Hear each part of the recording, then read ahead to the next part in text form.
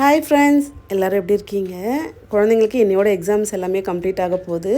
கொஞ்சம் நாளைக்கு இந்த லஞ்ச் பாக்ஸ் ப்ரிப்பரேஷன்லாம் இருக்காது. கொஞ்சம் ரிலாக்ஸாக இருக்கலாம்.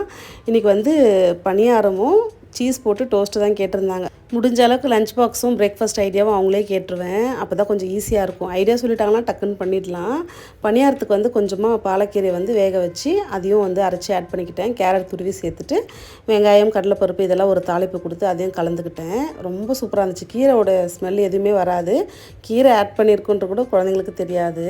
நல்லா பர்ஃபெக்டாக வந்துச்சு. இதுக்கு தேங்காய் சட்னியும் கார சட்னியும் எனக்கு ரொம்ப பிடிக்கும். ஆனால் குழந்தைங்களுக்கு வேர்க்கடலை சட்னி தான் பிடிக்கும்னு சொல்லிட்டு அதையும் ரெடி பண்ணிக்கிட்டேன். இந்த டோஸ்ட் இன்றைக்கி ஓட்டிஜிலே வச்சுட்டேன். டக்குன்னு முடிஞ்சிடும்னு சொல்லிட்டு ஒரு 5 நிமிஷத்துக்கு வச்சு விட்டாச்சு.